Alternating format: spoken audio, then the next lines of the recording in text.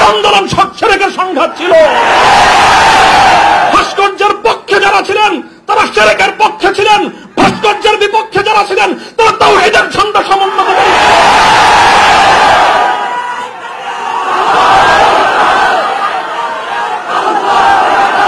ইতিহাস আপনাদেরকে ক্ষমা করবে না।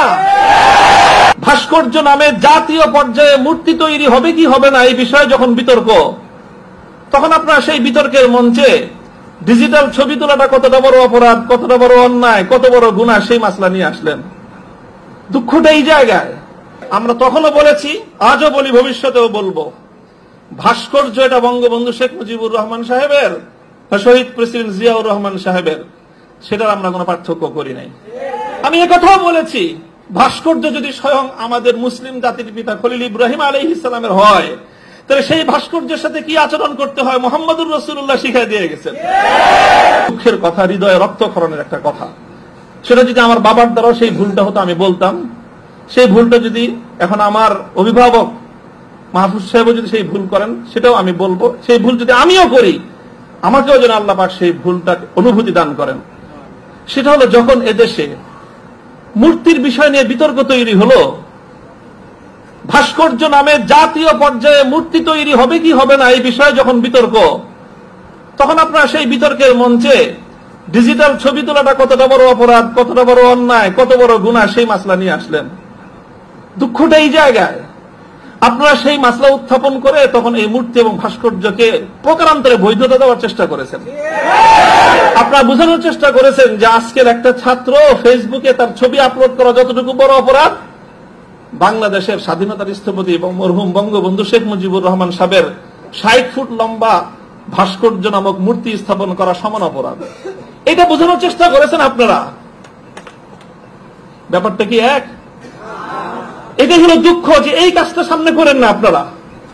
আপনারা যদি ভাস্কর্যের বিরোধিতা করতে ভয় পান তাহলে আমি আপনাকে দোষারোপ করব না, তবে ভাস্কর্য নামক এই সকল শিরকি সংস্কৃতির বিরুদ্ধে যারা কথা বলবে তাদের প্রতিপক্ষ হয়ে মাঠে গিয়ে এই ধরনের বিতর্কিত মাসলা উত্থাপন করে জালিমের এবং যারা মূর্তি পূজারীদের দোসর তাদের অবস্থানকে সংহত করবেন।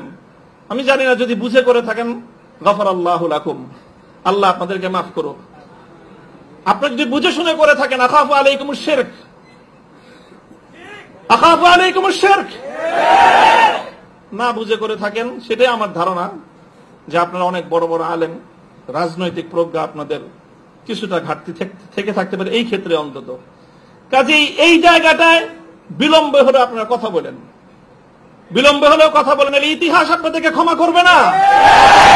মনে রাখেন না যে আমরা হেফাজতে ইসলামের কিছু নওজওয়ান আলেম এবার যেটা করছে, সরকার একটা ভালো বুদ্ধির কাজ করছে। আগের বার থেকে, আগের অতীত থেকে তারা শিক্ষা নিছে। শাইখুল হাদিসের মতো, মুফতি আমিনী সাহেবদের মতো বৃদ্ধ মানুষদেরকে তারা আটকায় জাতির কাছে তারা একটা বিশেষ বড় ধরনের একটা আসামির কাঠগড়ায় দাঁড়ায় গেছিল। এবার তারা আমাদের মুরব্বীদেরকে কারো গায়ে স্পর্শ করে নাই। শুরুই করছে মামুনুল হক থেকে, যে এদের হাত পাও গুলি সব ভাঙিয়ে দাও, তাইলে এই বুড়া মাথা যেগুলো আছে সেগুলো আর কি করবে, এই পলিসি নিছেন। তো কাজেই যেটা করেছেন সেটা হলো, আবারও বলছি, যে এই ধরনের যখন তাওহীদ এবং শিরকের লড়াই হয়ে দাঁড়াবে, আল্লাহ ভাস্কর্য বিরোধী আন্দোলন এটা তাওহীদ এবং শিরকের আন্দোলন, শিরকের সংঘাত ছিল।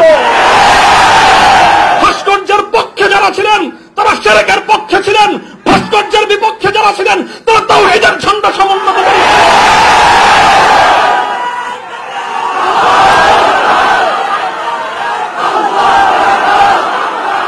আপনারা শুনেন, আবারও বলছি, ভাস্কর্যের পক্ষ বিপক্ষের এই লড়াইকে একজন মরহুম মুসলিম নেতা, মরহুম বঙ্গবন্ধু শেখ মুজিবুর রহমান সাহেবের ব্যক্তিত্বকে মাঝখানে এনে বিষয়টাকে ভিন্ন রং দেওয়ার চেষ্টা করা হয়েছিল।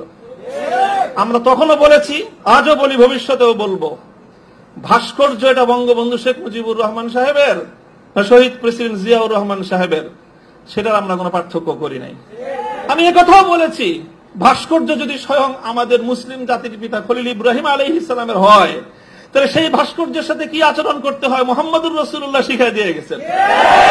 আল্লাহ রাসূল সাল্লাল্লাহু আলাইহি ওয়াসাল্লাম মক্কা বিজয়ের দিন বাইতুল্লাহ থেকে যেই মূর্তিগুলো বের করেছিলেন, যে ভাস্কর্যগুলো বের করেছিলেন, তার মধ্যে তো একটা ছিল ইব্রাহিম আলাইহিস সালামের মূর্তি।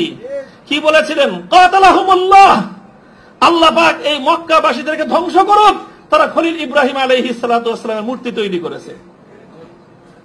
আমাদের কথা আপনাদের পছন্দ হলো না, আমি বললাম যে ভাস্কর্য বানায়েন না, এটা বানাইলে বঙ্গবন্ধু যদি মুসলিম হয়ে মারা গিয়ে থাকেন কবরে তার শাস্তি হবে। তো আপনারা মনে করলেন আমরা বঙ্গবন্ধুর বিরুদ্ধে বললাম, আসলে বলি নাই বিরুদ্ধে। তিনি যদি, আবারও বলছি, যদি আল্লাহ তাকে ইমানের সাথে খাতেমা দিয়ে থাকেন, আমি জানি না তার কি অবস্থায় মৃত্যু হয়েছে, সেটা কেউ বলতে পারবে না, তাহলে তার ভাস্কর্য, তার মূর্তি তৈরি করাটা এটা তার সঙ্গে চরম বিশ্বাসঘাতকতা। শ্রেষ্ঠ ঈদ আজকে মামুনুল হকের মুক্তি। প্রিয় সাথী ও বন্ধুগণ, শ্রদ্ধেয় উলামায়ে কেরাম, আমাদের এই দেশের ইসলামের আলো জ্বলছে ভারতবর্ষের দারুল দেওবন্দের আকাবিরিন কেরামের কোরবানি এবং মেহনতের উপর ভিত্তি করে।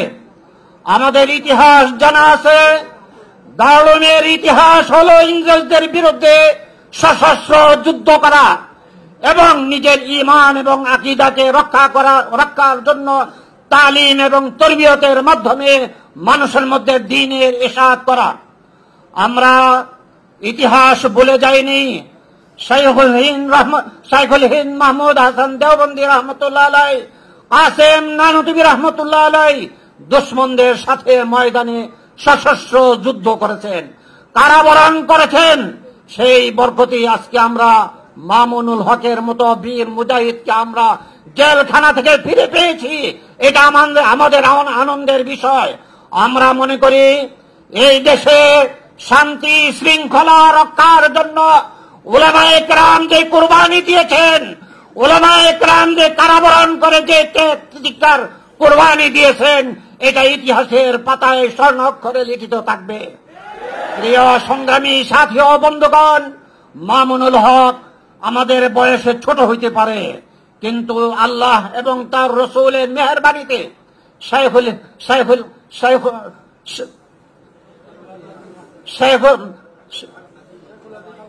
হাদিস আল্লামা আজিজুল হক রহমতুল্লাহ আলাইহির এই রক্তের সূর্য সন্তান দুইজন, মাহফুজুল হক এবং মামুনুল হক হাফিজাহুমুল্লাহ।